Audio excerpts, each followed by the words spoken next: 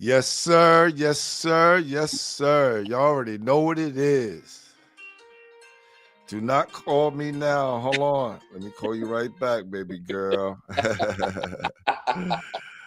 Oh, man. Y'all know my life. Busy, busy, busy. That's what we do here. Got a lot going on. Uh, Welcome to the new show, Inside the EYBL. Let's go, baby. Yes, and I want to say salute to all the basketball heads out there. This is our 5th anniversary, so we want to give a big applause to the Hey, company and what we've been pushing this far. We are starting a new show geared towards the elite EYBL AAU circuit, which features some of the top players from around the country. And of course, we got to talk about our guys from New York City and around the metropolitan area that's also playing in the EYBL circuit. My co-host is usually my guy, Brian Record. I am your host, Glenn Pooh Harding, and we are added another partner to the show. Big time. Our brother, our family member, St. Ray's coach and New York Reds coach, Chris C. Will, as the world know him, Williams. In the building, baby. Let's go. Let's just start the show. We're going to bring him on right after that. Let's Let get people it. get in here. Let's go. Finish your breakfast. Finish your breakfast. Finish your breakfast.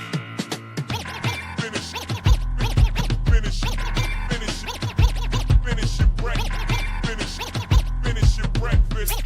Finish your breakfast. All right. Just a little preview of the rough cut, the intro. Y'all gonna get the full one next episode. So without further ado, let's bring in our guy, C. Will. See, well. Yo, Pooh, What's up, C. Will? be right. What's up, man? I'm chilling, man. I'm good, man. Happy Saturday, yo. Congrats on the 5-year anniversary. You guys making good inroads. You know, consistency is a tough thing to come by, man. And you guys been consistent, and I salute you on that.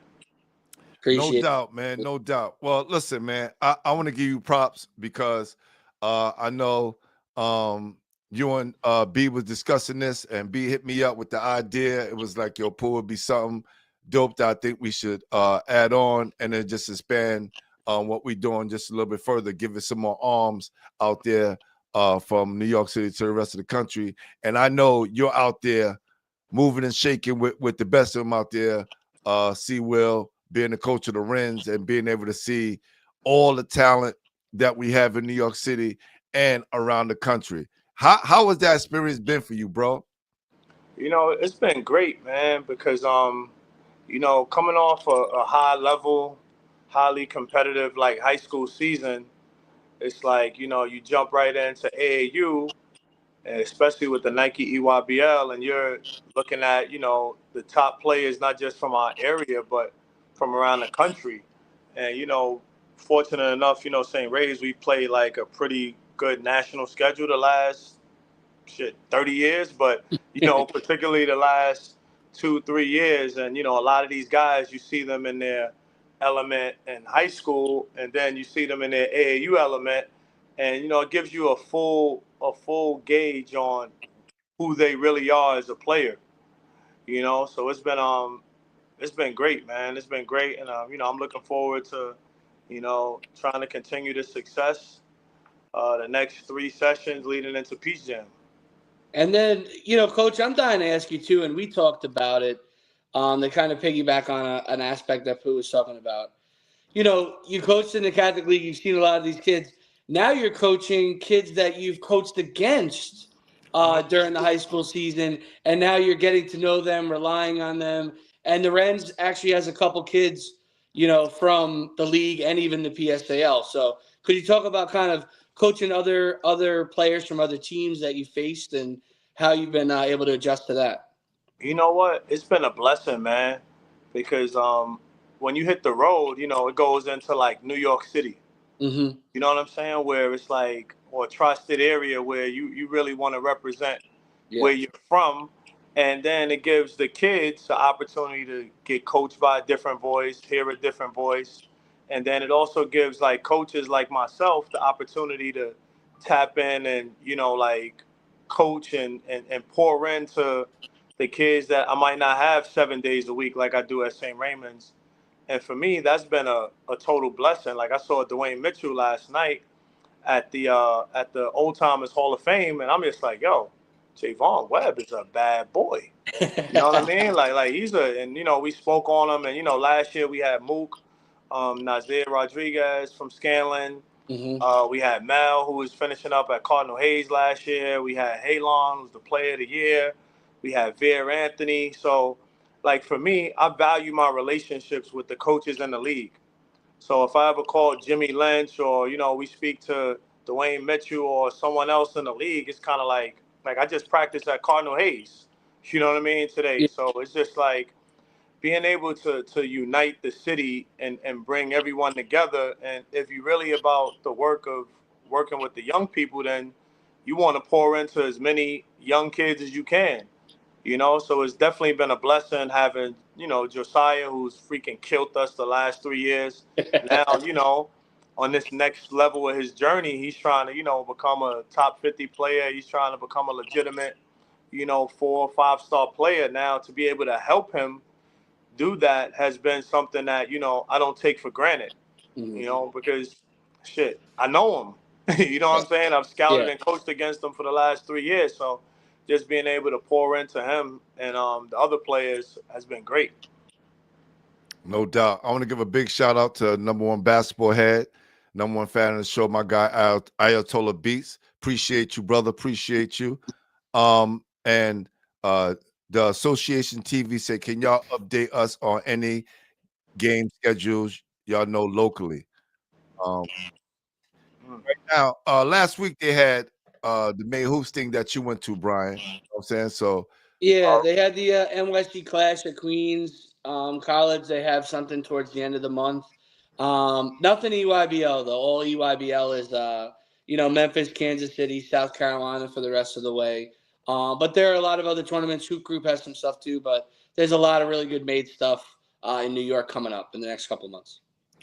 how important is the EYBL for kids' personal growth and their contact towards the next level of getting seen by colleges and universities?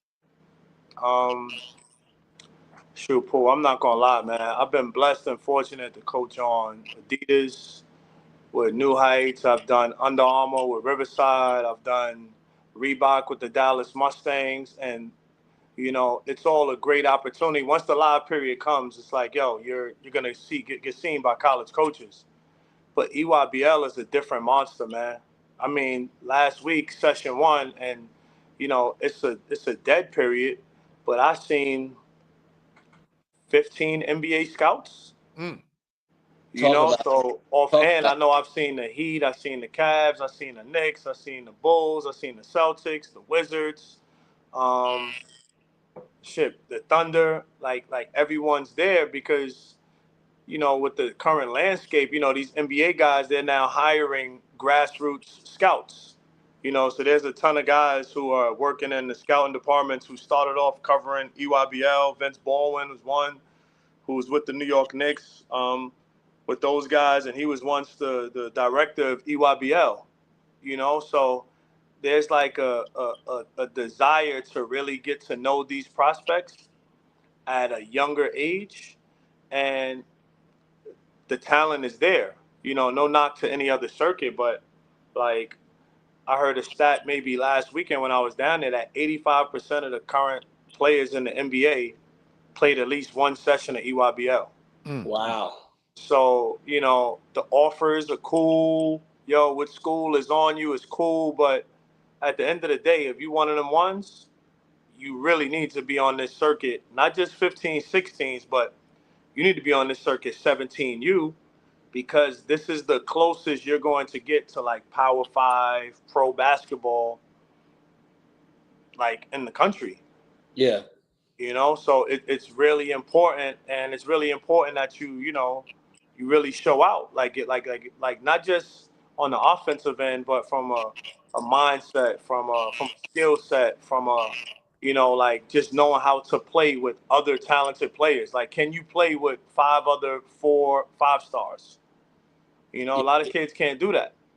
You know what I mean? Like, so EYBL puts you in that situation where it's like it's the real fire.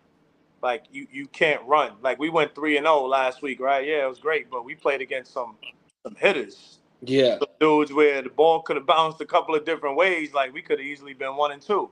Yeah. You know? And the depth of talent is probably the most important thing. But you touched about it a little bit, Chivo. I wanted to ask you, and we'll get more into depth about who you played in each game and things like that. But one of the things that I was blown away with your team from the session was you guys allowed the least amount of points, in your kind of group. Talk about how you get a group of new kids that don't really know each other to not only prioritize defense, but even talk a little bit, Chris, besides that, about how important roster construction is, for defense and your team. You know, um, uh, One of our lead recruiters, Shane Delaney, he does a great job of, like helping us cross with constructing the roster. Yeah, Those guys been working together for years, and you know, he does a real good job of just saying, all right, he played for Oz, so he knows like one of the biggest thing with Oz is, you got to be a defensive guy. Like, you got to be able to guard. Like, our biggest thing is you got to be able to keep guys out the paint. yeah, The second thing is we like to call it puzzle pieces. It's like this person could be extremely talented, but does he fit this puzzle piece of course, yeah, for us? And which is extremely important. And lastly, is just like building culture and like an identity of who we're gonna be. So our goal going into session one, real talk, Brian, was we wanted to be the best defensive team. We wanted to be the best rebounding team. We wanted to be the toughest team. And I think leaving Phoenix, I think we could say, hey, we checked all 3 boxes. We no weren't doubt. perfect, but I could say, yo, hey, listen, we really took pride in guarding. But it starts with practice and preparation. A lot of guys think EYBL is just go get the players. Yeah, But no, like, you have to really, one, get the right players, but then two, really create a culture and a structure where it's like, okay, who are we? yeah, With your high school team, you might be the featured offensive player. With us, we might need you to go and guard a kid that's averaging 25 points. yeah, So I think it's really important to just like build culture and your philosophies, and that's why we really try to get kids with IQ, yeah, because you gotta have some type of IQ, because our stuff is complex. And lastly, it comes down to like the scout. Like, we're not just going to the gym saying, yo, all right, we're gonna guard this guy and this guy, this is all they got. Like, we're literally like the detail scout, paper scout, visual scout. We go over sets. So we understand not just the talent, but how to guard those actions. yeah. You know? Game planning. Game planning, 100%. So this is just a message to all you naysayers out there that the AAU circuit is just guys throwing the ball on the floor and have them running, 1v1s, 2v2s, 5v5s, without any preparation. It is way more that goes into, especially going into preparing for playing in one of the highest levels of basketball on the AAU circuit, which is the EYBL, not knocking any other circuit out there. So let's dive deeper inside the EYBL. When there was a dead period and there was no college scouts there was a bunch of pro scouts. Mm-hmm. Like, what is the significance behind that, and why is that so important for these pro scouts to be out on the circuit seeing the players that's coming up? You know what it is, bro? Like, it's twofold, right? One is intel, two is money. Like, these guys is getting ready. It ain't no more like, yo, dudes is getting 2-3 million in college. That's a fact. So the numbers for pros is like, yo, you like we gotta really see you. You know, social media, that run when we had a social media, you know, it was a lot of, how do you say it? Like fake records. Yeah. You know what I mean? It wasn't real hits. It was just like, damn, I hear this song so much. I'm just in the car, I start singing it. We I had a hear bunch of this, one-hit wonders. Let's just keep it a yeah, buck. We had a yeah, bunch of one-hit wonders and a 100%, lot of busts who didn't come 100%, through, and their name was bigger than their game. 100%. And you know, I think what the NBA did was, you know, I know Matt, from he worked with OTE, worked with Nike for a minute. Like I said, Vince, you know, you got Anton Marchand out there. You got a ton of guys who have a history in grassroots basketball, because the real thing is you are who you are. So I need to see you against your high school talent, right? When you're in your high school setting. But me as a scout, I need to see you when you're not the man, right? I need to see you when you're being scouted. I need to see you against other top 20, 35 ranked players, just to really get a full like body of work, so I can really go in there. Because let's keep it real, right? Our our aunts and uncles and cousins who don't know ball, they could go in the gym and be like, yo, oh shit, AJ the monster, he's a monster. You know what I mean? You can go into a gym and kind of see, oh, Carlos Boozer's sons, oh, they're great. Mm-hmm. You know, but those are like the top five, top three. Like, what about the rest of the guys? Can you see that dude that's, you know, right now he's slim, skinny, not really strong, shoots it pretty decent, but has a unlimited motor? Can you project where he'll be? And I think it's really important for the scouts to really, in the league, to really like watch these guys and like really like observe them.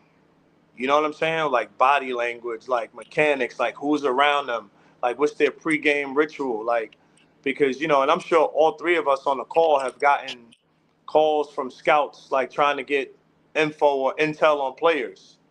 I Oh never get a call about, yo, how good do you think this guy is driving right? How good is this kid driving left? I That's a never fact. like I've never had an NBA scout ask me that. I've had him say, yo, what's up with this kid? Like yeah. who's these guys that's always around him? Like, you know, like what's his living situation like?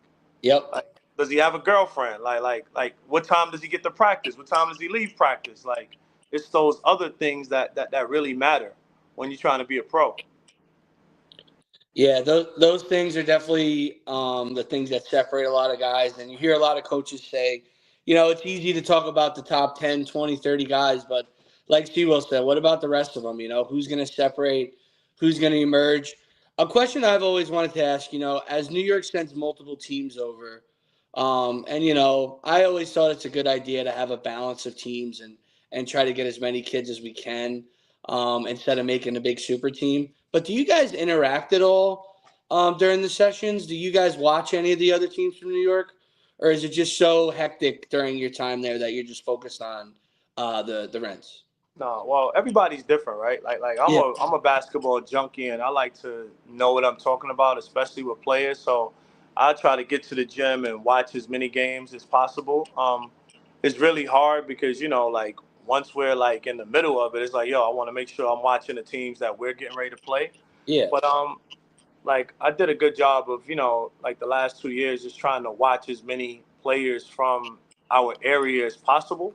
yeah, But it's the interaction is good. It's like cordial. It's like honestly, I want our guys to do well. yeah, So yeah, like I'm looking around and I'm like, all right, everybody's talking New York, New York. I'm like, well, the Rens and PSA are both based out of New York City, and we both went 3-0 session one.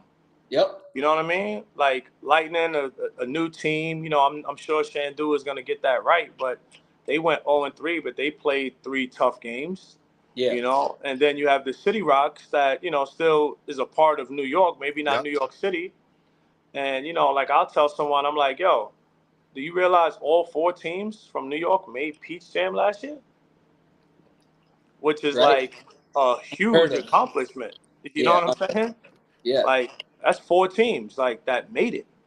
You know, so when guys talk that New York stuff, I'm like, you know, we got a lot of weird activity in New York, but I'm like, yo, how do you not congratulate like Munch and Donovan? Like, yo, y'all went 3-0. Y'all beat Expressions, y'all beat Durant, y'all beat Boo Williams. We beat Vegas Elite, we beat Jet Academy, we beat Team Hero.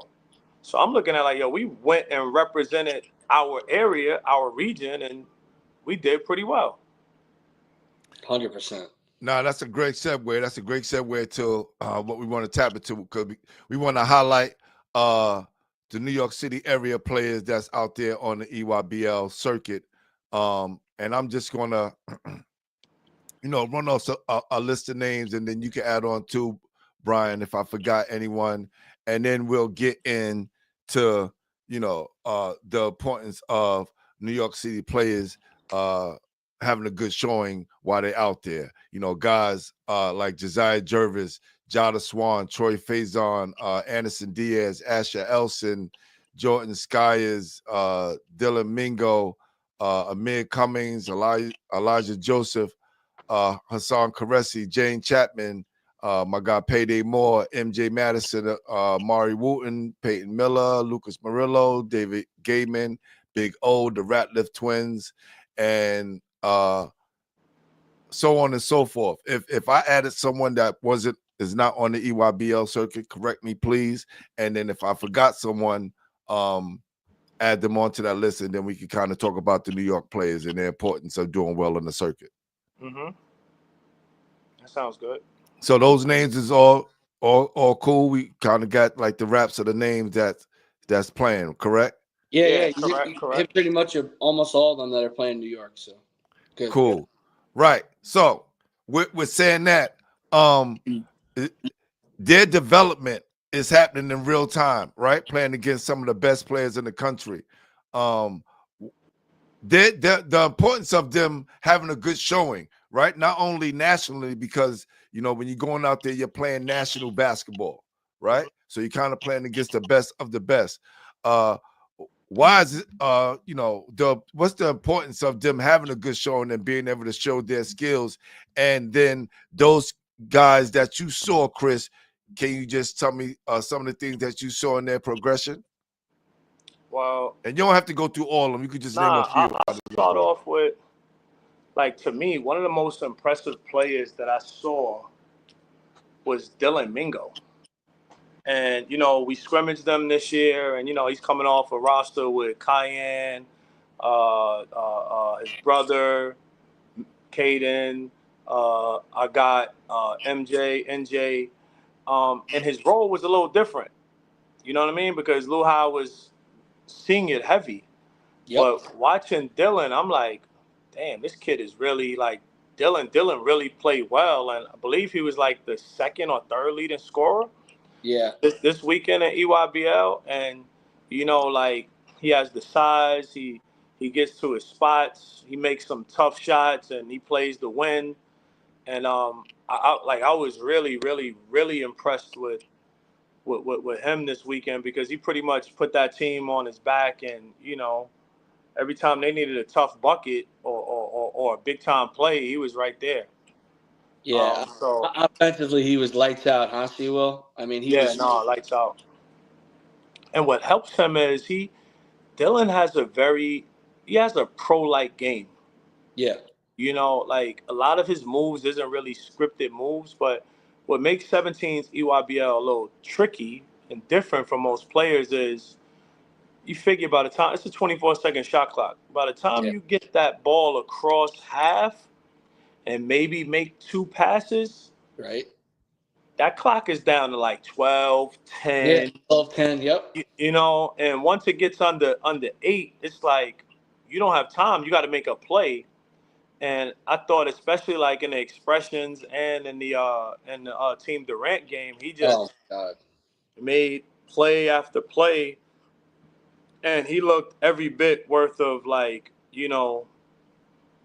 top 10 player in his class. Yeah, I wrote a story about how he's my top guard in 2026, and he made me look really good in session 1. I'll tell you that.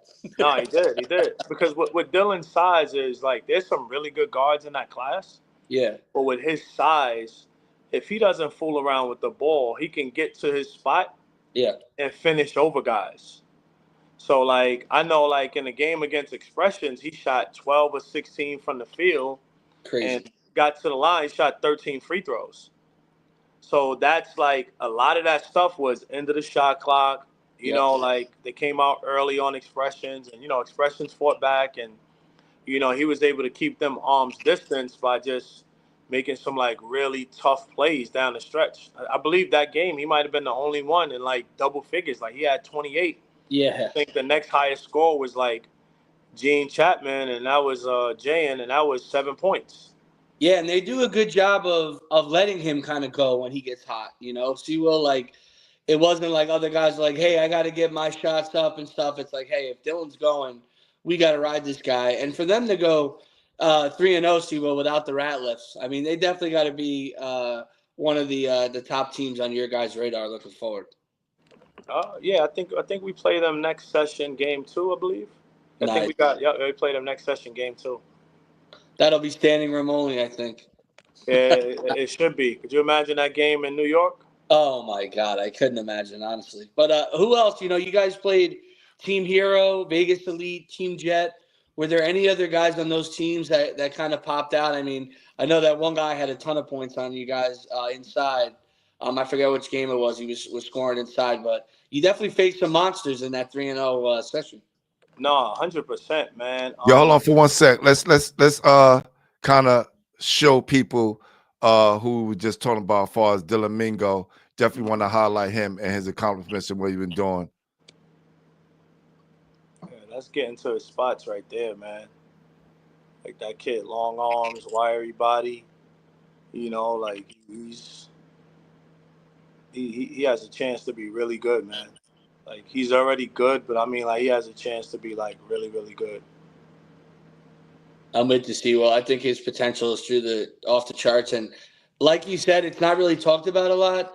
His size is a big difference. His length, his wingspan, and he's just a guy that understands what he does well and masters it.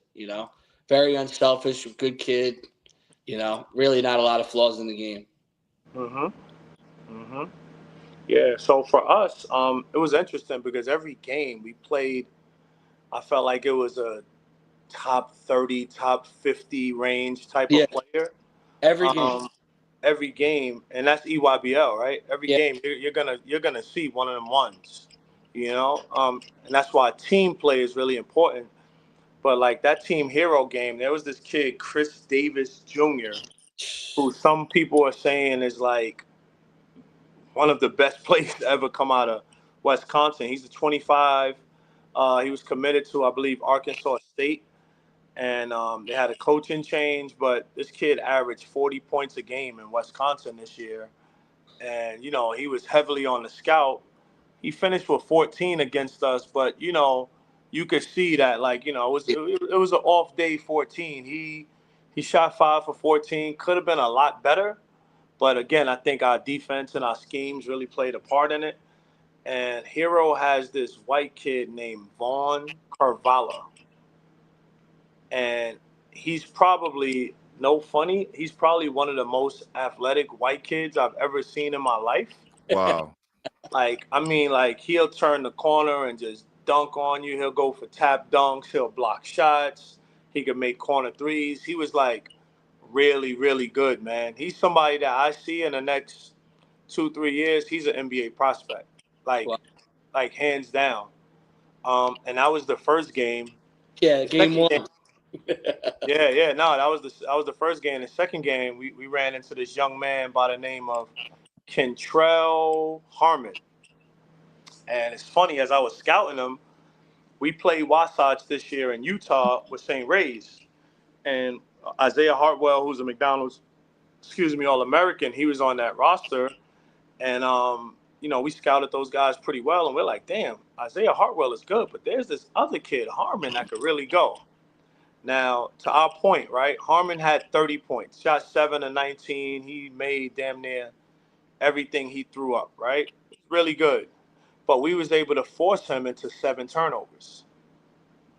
You know what I'm saying? So Yeah. it's kind of like that was the game that we won by pretty good margin, like 83-58. So the 30 wasn't necessarily a impactful 30, but I could see like this kid is one of them ones, and I think he was top 3, maybe top 3 or 4 in scoring.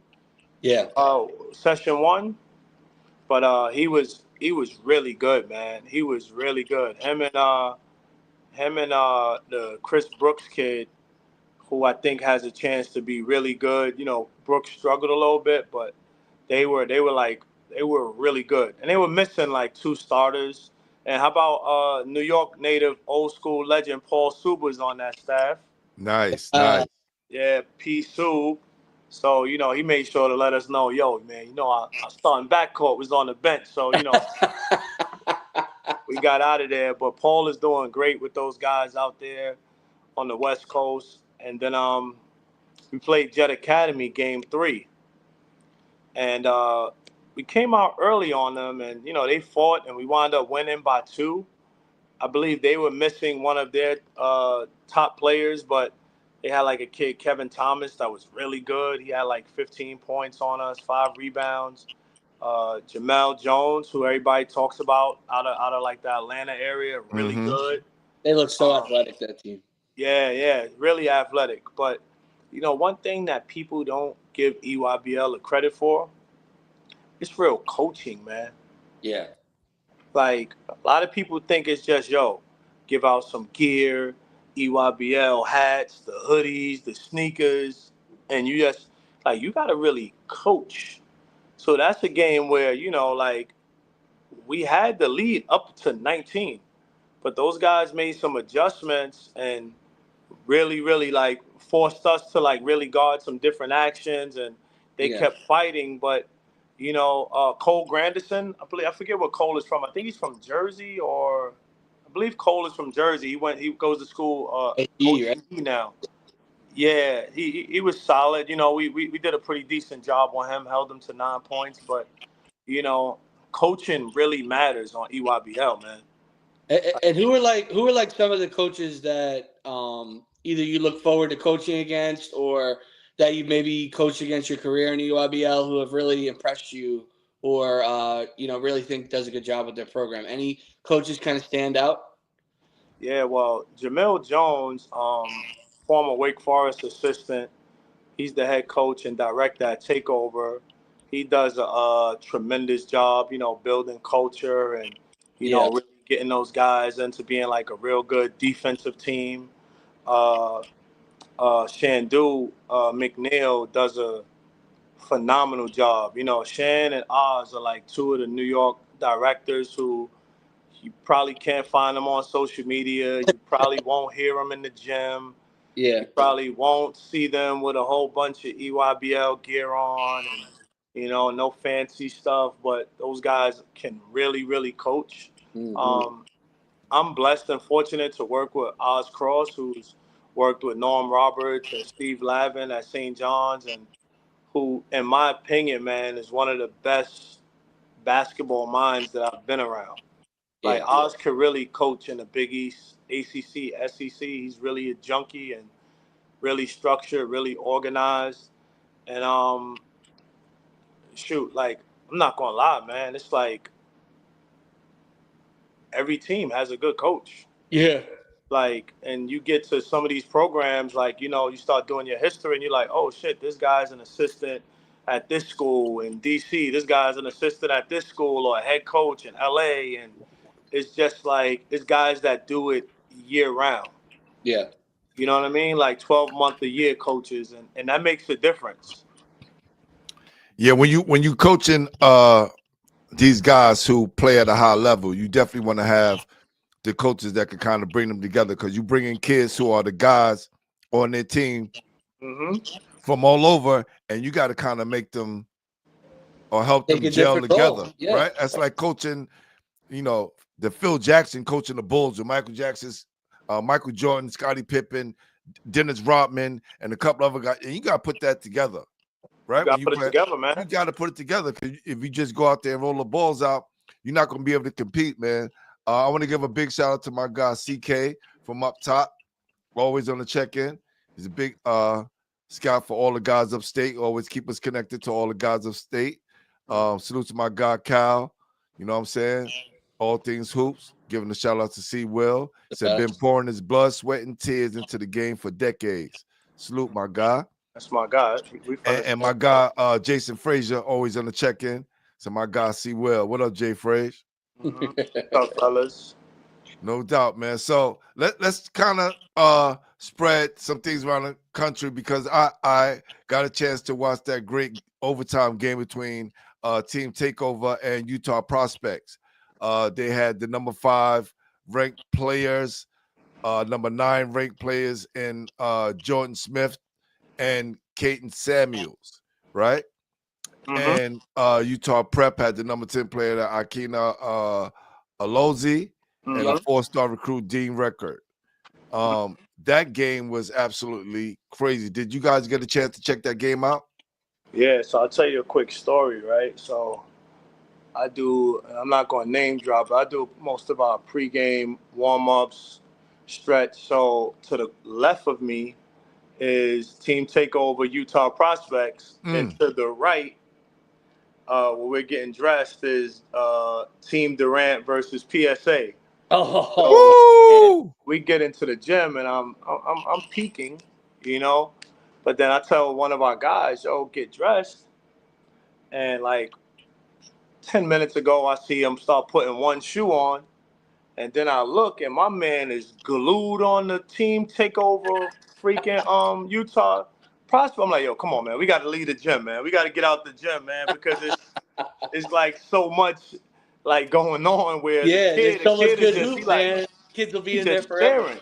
I'm like, yo, my man, like, yo, what's taking so long? He's like, oh, my bad. Get his sneakers tied up, but that Takeover Utah Prospects game, man, that gave you that game felt like a Peace Jam game.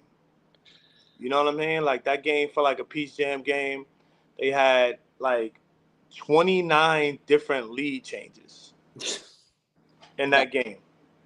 Can we show some highlights from that game? Can we sit back and watch some highlights from that game? Yeah, let's do that. I think I got some nice. And that Team Takeover is going to be up there all session, man. They're going to be one of the top teams for sure. 100%. It's crazy how this all comes together. You see these teams playing, and with the lead changes, you gotta have some dogs out there. You gotta have some dogs, man. You see the screen? Composure. Yeah. I can see it. You gotta have some composure, man. Let's go back.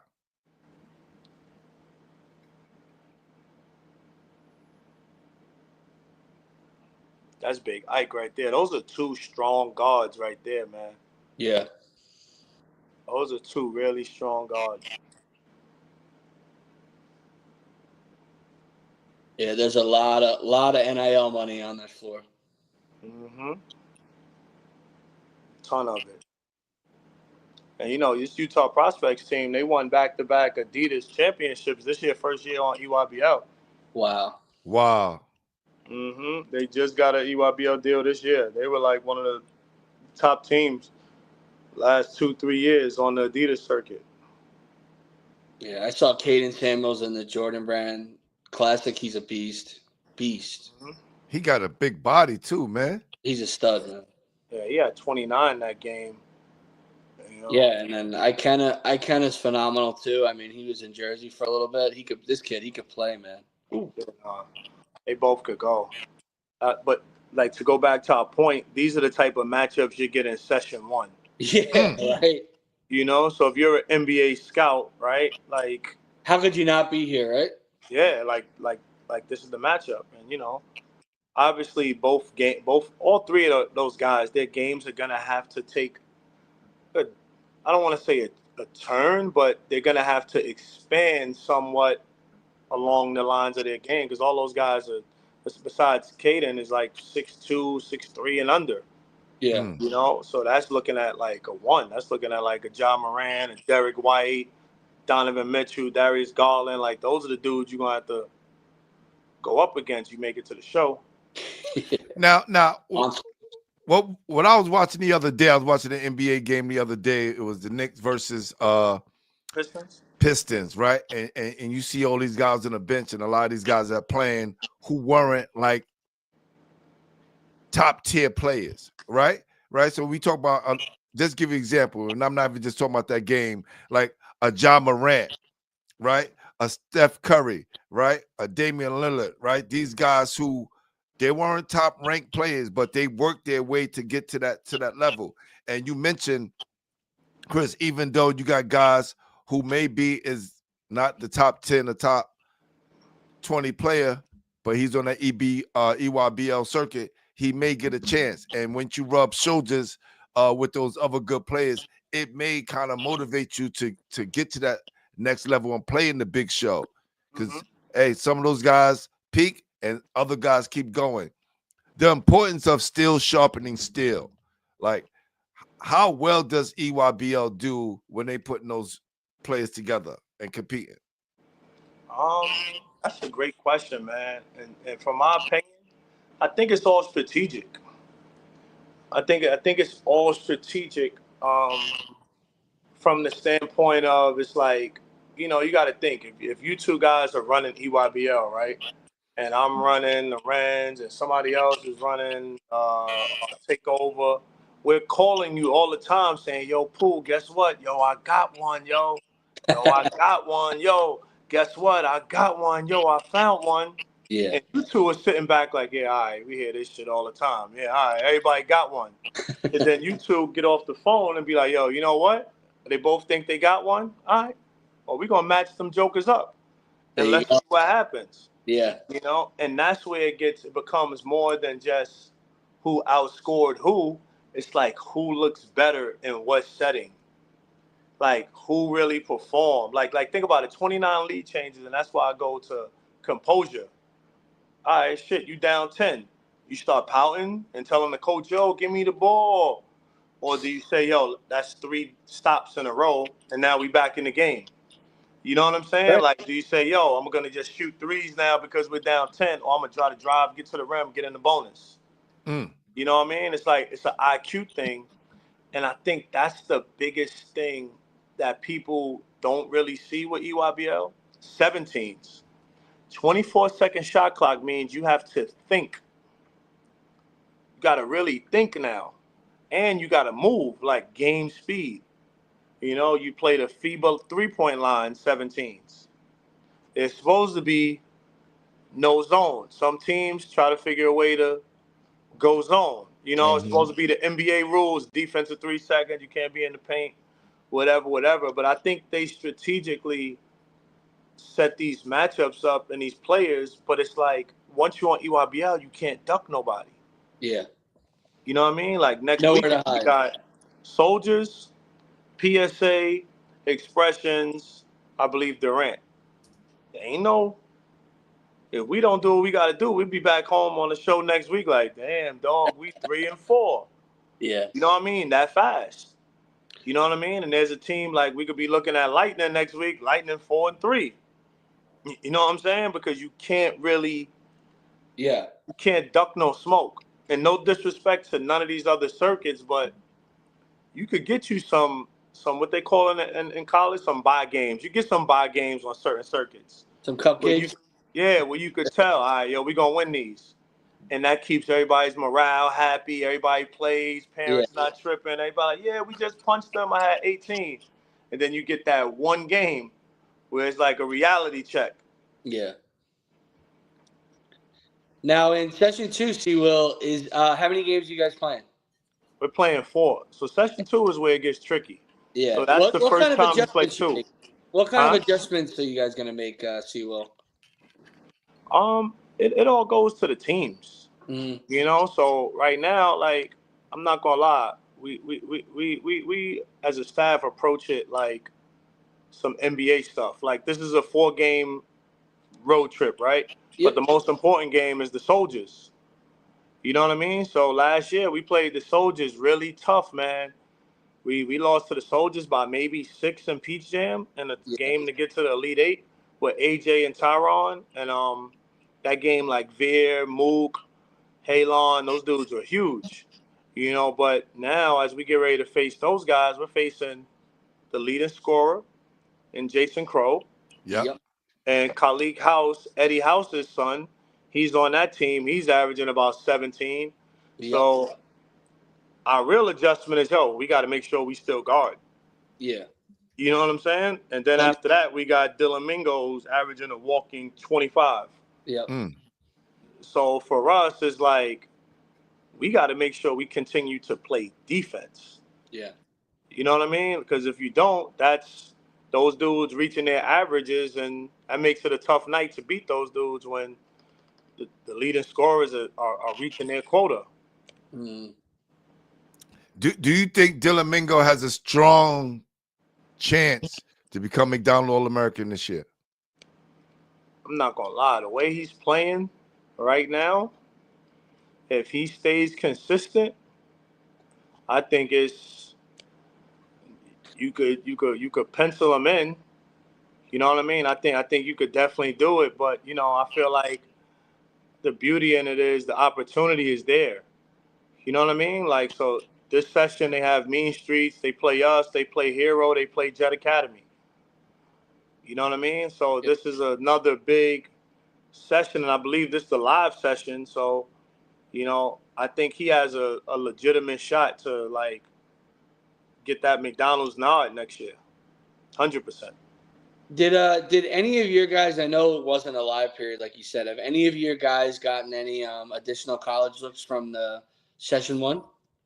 Nah, not really. Not yet. I know like Stepanek had a ton of coaches up there I think a few days ago with Josiah, but between Josiah, Najah Hines, the 6'10" kid out of Plainfield, that's a monster that everybody's talking about. Everyone has been talking about this kid. Yeah, Everyone. He's a former football player, former tight end, great hands, great physicality. But like, playing at Plainfield and now playing EYBL, a bit of an adjustment. Or hey, he's adjusted pretty good. He's adjusted pretty strong, Will. Especially on the rebounding, man. He's been a delicious rebounder. Rebounding, finishing. I think he's a kid that by the end of May he's gonna blow up and probably have every offer possible. You know what I mean? Not even BSing. Like he's gonna they don't make big guys like him anymore.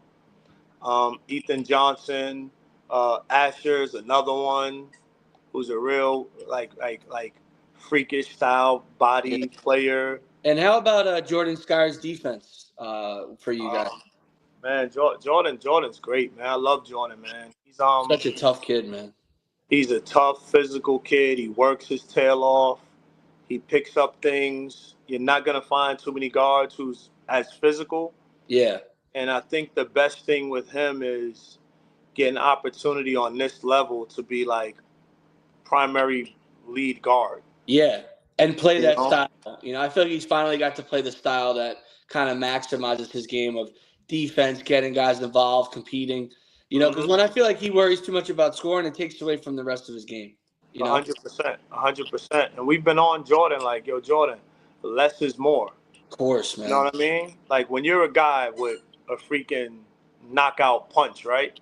Yeah. You don't need to throw 15 jab, uppercut. You just need that one, like less is more.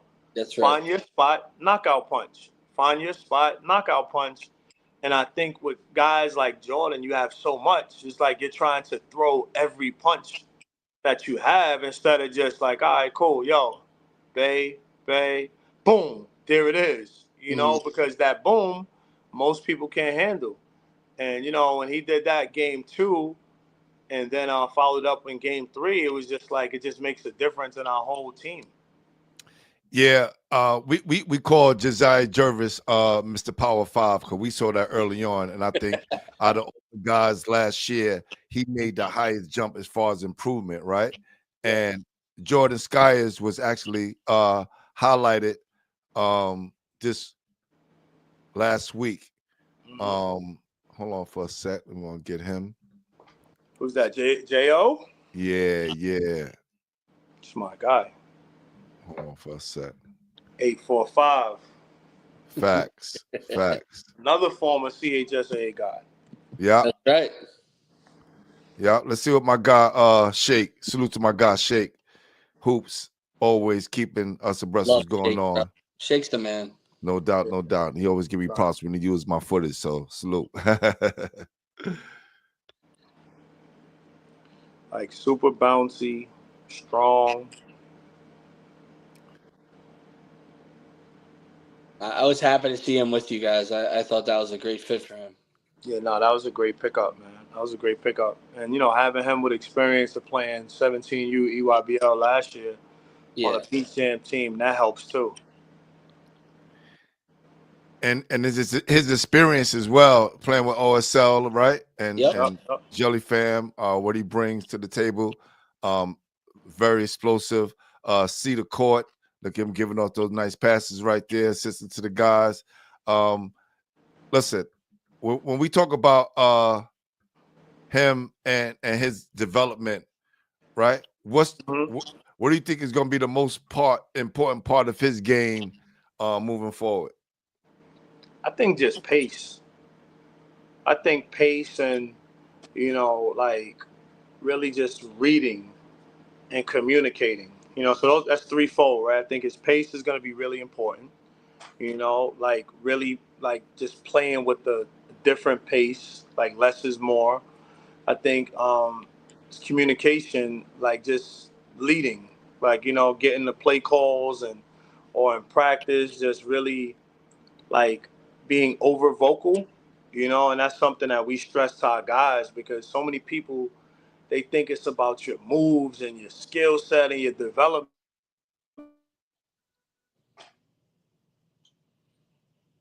Somebody probably try to call him.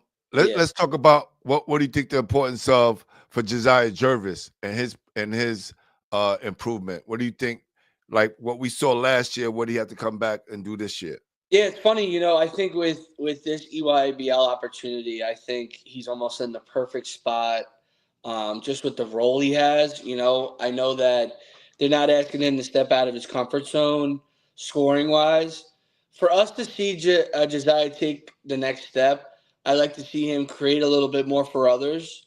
You know, he is a really good defender. I'd like to maybe see him take a little bit more pride of guarding the best player. But I think this kid has all the tools that he needs to be a Power 5 guy, like we said, and potentially even, you know, start to come up on some NBA stuff. I just think it's him getting more of like turning into a pro. You know what I mean, Pooh? Like kind of maturing and figuring out like, okay, I am one of those guys. What do I do to keep going?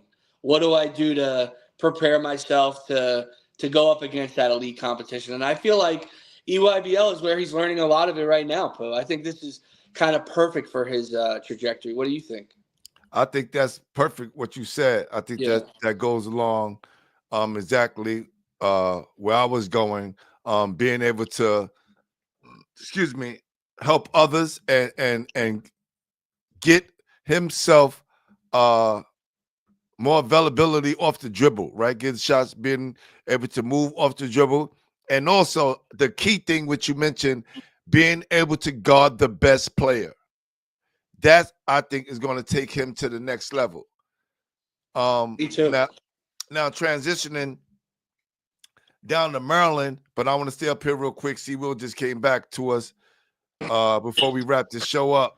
I know people calling you, see, Will. I know exactly what happened. No. That was me, man. I wasn't paying attention to the charge on my phone. My fault, y'all. No, it's all good. It's all good. We've been there before. Don't worry. We my fault. And that's cool because you kind of wrapped up on Jordan Skies, and then we kind of went and talked about what Josiah Jervis had to improve on. We said being able to get his shot off the dribble a little bit more, also get others involved, being able to show those other sides of his game, and also wanting to step up and guard the best player to improve on his defense, to make sure he can have it on both sides of the court. Do you agree? No, 100%. You hit that on the head. 100%, man. Josiah's a bad boy, though, man. Yes. Josiah's a bad boy. And also, he got to be a little meaner. I feel like when he's not playing St. Ray's, he's fucking nice. I agree. I agree. And this is what I'm saying, right? Bring that inner dog out, because sometimes he sits back and wait for the game to come to him. Yeah. And Too Will, much. you're right, man. There are no smiles on that Stefanak sideline when they go to St. Ray's. I know that. That's a fact. That's a fact. Well, I was looking at, hey, what's up, Coach Biggs?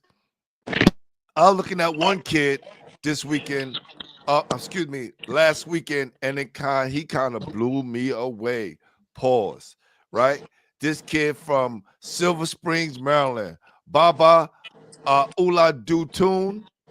Oh yeah, he just got moved up to 17s, man. Woo! They moved him up, Will. Wow. That Yeah. kid right there. Let me tell you. Hold on. Before we get into him, can we go and wrap this up soon? Listen, that kid, man, he showed me some things. I was like, man, this kid, he may be going to the league for sure. He might be a first overall pick, Pooh. Woo! This kid right here is tough. And you know who was in the building? You had Durant right there in the building. I know. And Mama Durant was there, man. Oh, yes. Yeah, nah, Baba is good, man.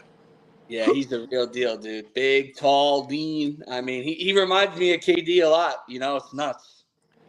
And listen, this is where I want to see Asher Elson improve. You see how you see that? You see that right there? Being able to get his shot off the dribble in multiple ways, right? I think Asher can add that to his game. Hey. Yeah, Asher's gonna be good, man. Yeah, that's the biggest X factor on Renz, tell you that. Asher had a great game against Jet. It's probably the main reason we won. 19 points, 8 rebounds. I think he's still, I was telling somebody today, I think he's still growing into that size. Yeah. Like a lot of us, we be like, yo, damn, if I was your height, man, I would do, like, being a mini giant ain't easy, man. Thank you, Will. You know what I always say to people? Because people always say that and they go, bro, if I was 7 foot, and I say, okay, go try on a pair of size 19s and walk around and tell me if you could play. Yeah, like we got to get his body going like an hour before the game. Oh, yeah. A 5'9", 5'11", 6'3" dude, you do a couple of these, a couple of twists, stretches, and you ready to go. You can't do that with no 6'11" dude, man. You got to really start getting your motor going, your energy going. So Steve, I got a little 3-parter for you, and then hopefully Pooh can wrap it up if he's got anything else. A little 3-parter I got. What is your goals as a program? What is the goals for you with the players? And what is your goal as a coach to get out of this EYBL experience? That's a good one. As a team, as a program, I think our goal is to like be one of the top programs in the country. Yeah. And not just like acquiring talent or looking the best. I think it's like setting that culture, like the standard of regardless what team you see from our program, looks a certain way. It has a certain culture. The kids play tough. The kids play hard. You're able to play in structure. And we feel if we get that, then ultimately, once you leave the program, go back to your high school program, that continues. And now we set you up for success on this next level. Yeah. Which is really changing. So I think like to really like teach kids how to play with other talent, teach kids how to play with structure, and teach kids and families how to sacrifice. Yeah. Because that's a big thing that's missing, right? In the grassroots setting is most people don't want to sacrifice. Of course. But you think if you're going to play in college, you're going to play in the NBA, it's 2 dudes that's really getting the majority of the shots. Yeah. Can you sacrifice your offense and still impact winning? That's right. What was your second one? And then what is your goal for the players? Like for the players is to like have those guys leave in July better players, like better character, and a better understanding of what big boy basketball is really about. Yeah. Like what big boy like basketball is like, where you got to fight through some adversity. You got to really key in and lock in on like scouts, on your play to your strengths, and really just be in a situation where it's like these lessons that you learn can help propel you to that next level. So when you are competing with a transfer portal guy, you already have the maturity and the discipline to have a coach trust you. Mm-hmm. You know what I mean? Like you have, and that's taught over time, right? Like the discipline to be able to say, you know what, I'm gonna get this routine. I'm gonna follow this script. I'm gonna, like, we have a whole itinerary that we give out to our guys at the beginning of the trip, and just like, yo, these are the places you got to be. This is what time we're doing this. This is what time the bus is leading. And it comes from us who, you know, you work with Norm Roberts and Glenn Breaker and Chris Casey and Steve Lavin and Rico Hines and Mike Dunlop, and you know, you learn an awful lot, especially about structure, and being able to filter that down to, like, you know, the grassroots high school level.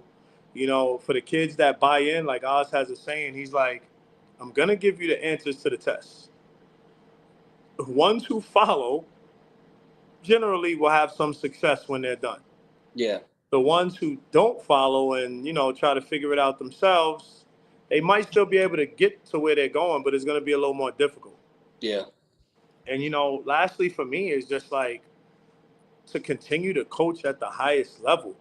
Yeah. And, you know, put myself in position where it's like I know what it takes to get to this next level, because, you know, like I carry this back to my AAU stuff. I carry this back to high school at St. Raymond's, you know, and sometimes I may sound a little different talking to those guys, because a lot of guys don't see this every day. You know what I mean? Like out of EYBL, shit, I might be the only CHSA coach that's on the EYBL staff right now. Mm. You know, so being able to go back and to pour that into the freshmen who are going to play freshman or JV, and let them know the importance of, yo, my man, you better learn how to make a sacrifice right here, like on the high school level, because this isn't, we don't have 10 4-stars and a 5-star, you know, and to just continue to just challenge, you know, myself, and selfishly, like, I'm going to tell you guys right now, I want to win a Peach Jam championship.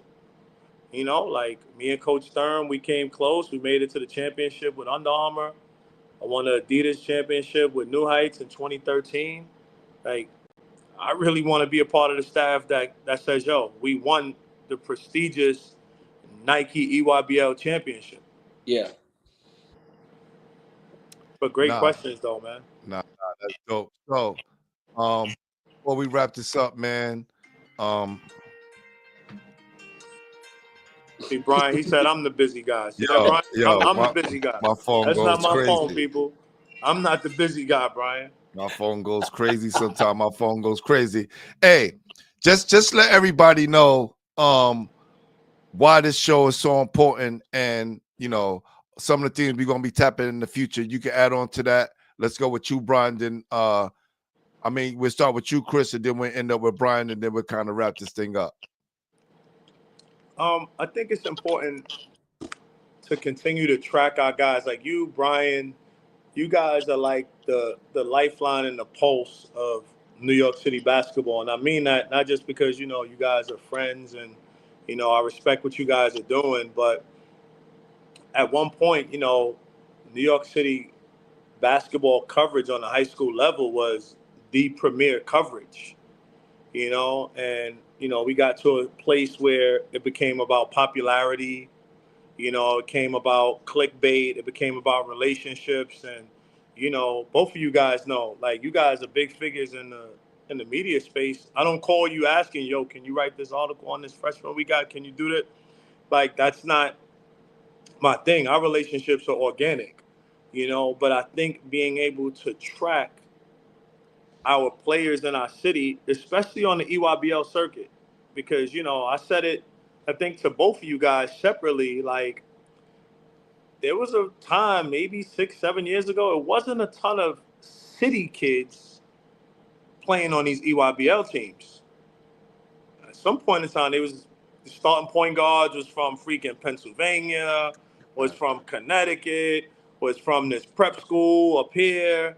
And, like, you know, you look at Lightning's roster, you look at our roster, you look at PSA's roster, and even when you go down to the 16s and the 15s, it's a ton of New York City players who are getting a chance to play on this level.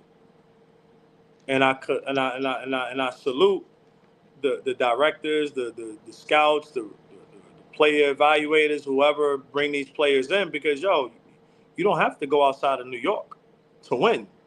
It's a fact. You know, and I think it's important for the work that you guys do to not just fall dead. Like, all right, you guys been covering Jada, Josiah, the Ratliff twins, Kasori, freaking Jordan Skyers all year, and now they're playing on EYBL. And this is when me and Brian started talking about the potential of the show. I feel like it's extremely important to tap into these guys on this next layer, you know, because this is big right now, man. Like, this is a big May through July. This is a big stretch. And, you know, I think to be able to tap in and really highlight those players as well as some other players around the league, I think this is a home run. And I'm happy to be a part of it with you two. Yeah, and Sewell, we wouldn't have the show without you, man. You know, this was a lot your idea, and I just think you're 100% right. You made me kind of realize, and a light bulb kind of turned on for me. You know, AAU is almost like a minor league basketball kind of league, and EYBL is that top, almost like a G League type thing, where this is your best shot to see some of the elite talent from the steps of development as they get better, and you kind of can make a report card on kids, and this is a great chance to see them, like Shewell said, not in a cupcake environment, but in the most stressful environment that we could create as like a basketball community for kids, you know, in a safe spot. But still, we're trying to get them through adversity. We're trying to make them tougher, and we're trying to show them that, like you said, you might be a top dog in your school, but there are some killers out there that are way ahead of you, you know? And I just thought it was such a great idea that Sewell brought up to me. And I think, like he said, with how many New York kids are involved, it's a no-brainer. And, you know, Pooh knows all these guys. He's growing as a scout. So I think this is a no-brainer. And it'll just help kind of us kind of push that NYC narrative that we're loaded, we got depth, and, you know, colleges don't need to look further than New York City. Mm-hmm. That was perfect, guys, coming from both of you. And y'all can look forward to more episodes coming up. But I want to plug this All-Star game that we got going on right now. Basketball heads, New York All-Star game, Battle for New York Supremacy, coming up May 31st and June 1st. May 31st and June 1st. Okay, so we want to definitely plug that. It's going to be at Stevenson High School. So, and both games is going to be at 1 and 3 o'clock both days. And now we have gotten some of the best players that's going to be participating on the Westchester side.